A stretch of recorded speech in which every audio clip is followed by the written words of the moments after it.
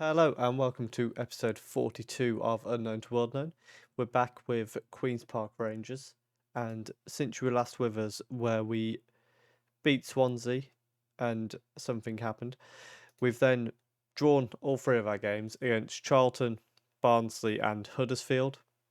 The only one I wasn't annoyed with was the Barnsley one. They were probably the better team. The other two, we really should have won them, but it is what it is. And it sees us currently in 10th place with 6 games to go, 9 points away from the playoffs. So that seems quite unlikely that we can manage to get all the way up there. But we're going to give it our best shot, and then either way, we've got the summer to try and make sure that we do next year. We'll be back in a moment with the lineups for the West Ham game. So for the game against West Ham, we've got Rivera in goal, Balquia, Moomin, Sorensen, Bassi as our back four, Amos and Casata in midfield with Shortire on the right, Chair in the middle, and Willock on the left, and then Scarlett up front. And Johnson Willock is not a fan of his cousin Chris. He's quite annoyed that he's starting. Maybe they were planning a trip to Alton Towers together, and now Chris can't go. But that's none of my business. Let's get straight into this game. West Ham at this point, 88 points. They're looking like they're probably going to win the league. I think they might. They've definitely secured promotion. They're on the verge of securing the. They've secured playoffs. They're on the verge of securing promotion, and probably very soon they'll be confirmed as champions as well.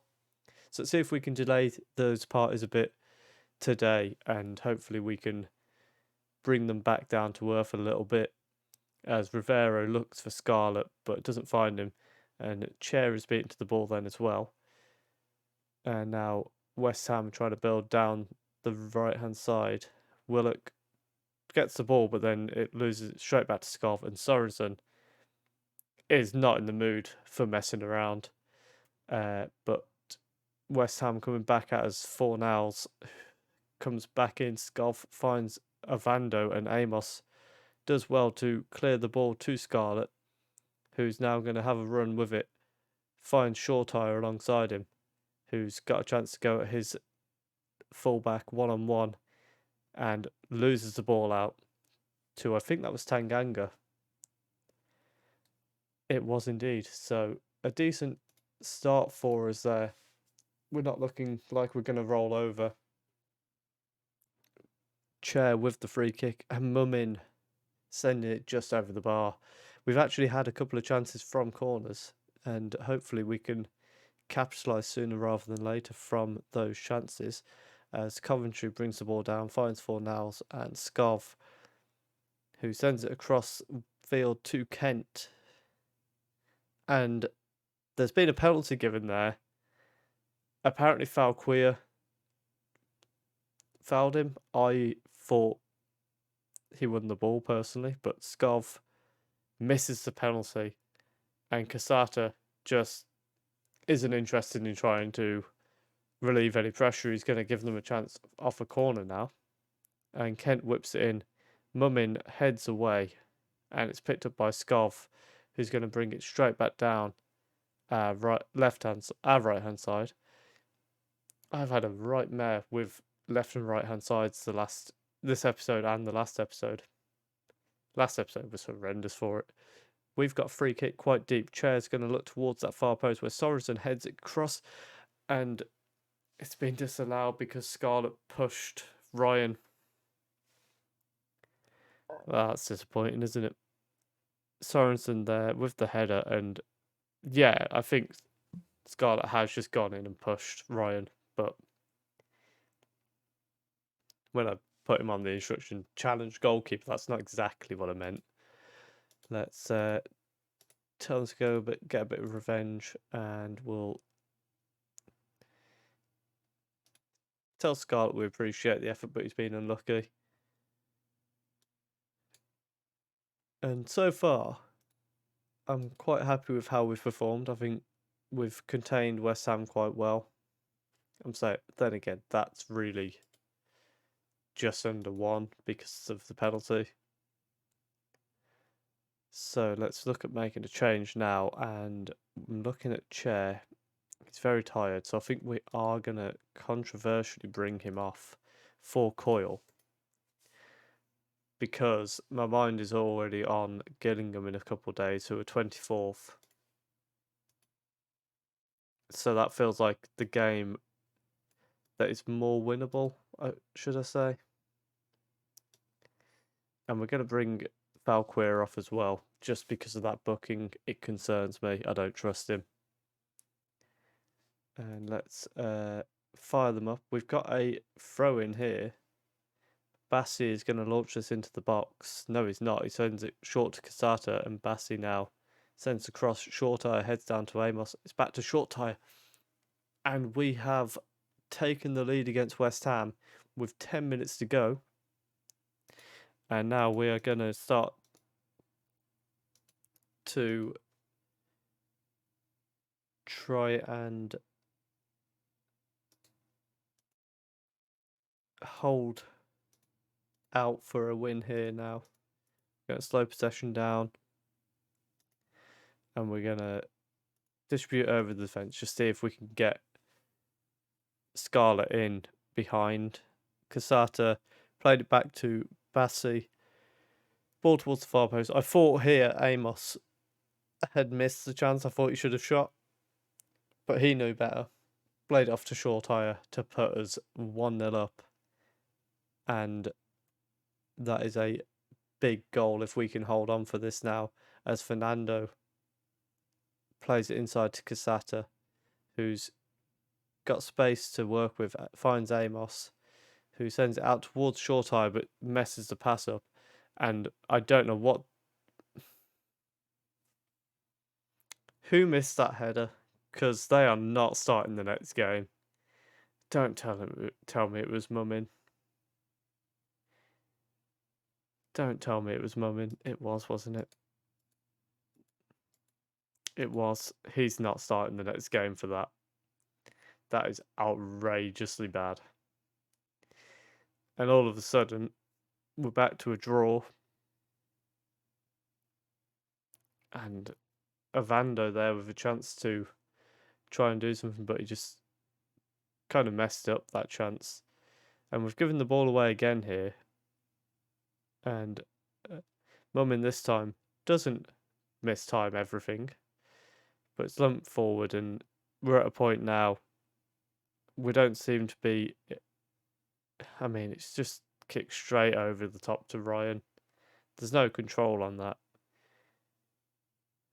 And now Kent with a chance. Amos just dispossesses him and plays it short to Short Tire. Finds Amos, and the ball into Casata nearly goes away. But Casata now, the final whistle there. Not a good time for us, but you know what? We're going to tell them well done, but we are going to tell Munin that I wasn't happy with what he contributed to that game. Okay, and following that, we remained the 9 points away from the playoffs, so nobody actually takes ground on us other than Bournemouth, who got a win, but that doesn't really...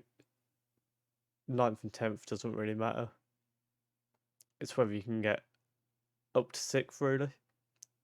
And we're going to try and do that in the next game in a moment against Gillingham.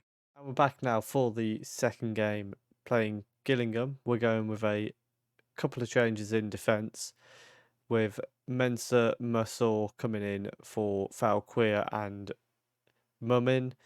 Other than that, it's an unchanged 11. We've swapped Willock and Short Tire over on the wings, so Short Tire's on the left, Willock is on the right, but other than that, there's no changes in this lineup.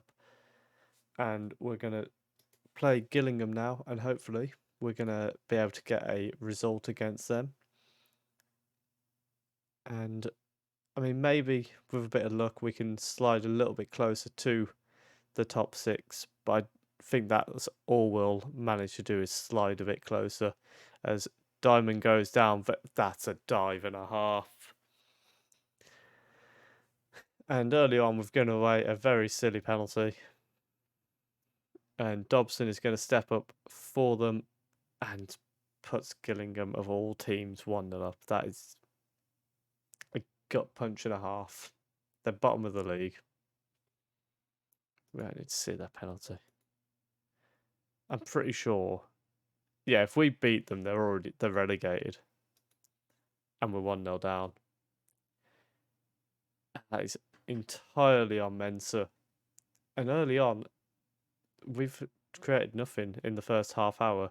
This is our first actual highlight. Mensah's going to launch it into the box, finds Willock, and the ball's bounced across to Casata, but the flag's gone up, and I'm pretty sure that is correct there. Willock. It's just about correct. It's disgustingly close, but it is the correct decision. Chair whips the ball in, finds Scarlett, and disallow that one. 28 goals this season for Dane Scarlett.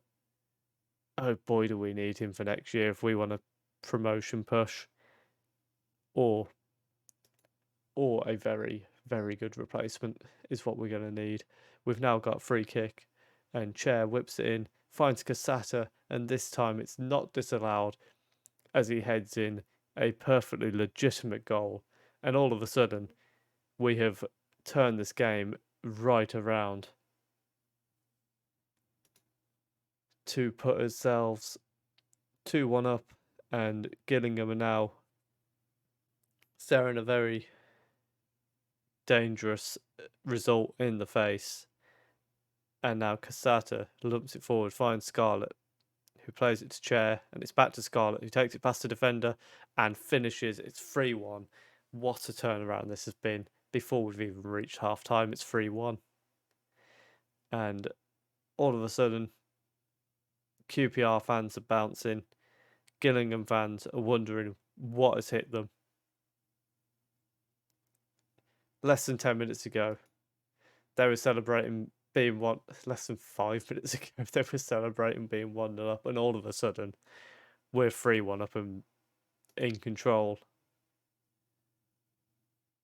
Let's tell them not to let the performance levels drop, but we are going to tell Scarlett that we're very happy with him, and we'll say something to Amos as well to try and encourage him a little bit. And now Bonham launching the ball up for Gillingham. Bassey heads away towards Shorteye, but it's brought down by Carroll. Nesbitt finds Hurst, and he's got to try and create space. He doesn't. And Sorensen plays it to Chair, who's trying to get away from his man now, runs straight through the middle of the fullback and the centre-back, and gets his 30th goal of the season, putting us 4-1 up. Absolutely fantastic goal from Scarlett there, as he picks up the ball here in a little scuffle with the defender Dobson, and then they leave space, and he just sprints straight into that space. And I'm just going to drop the phone on to Do Not Disturb for a moment. And now it's 4-1, and we are in scintillating form as Masor nearly gets a goal. What a save from Bonham. And with most of the second half still to go, we are threatening making it 5. Masor heading over once again.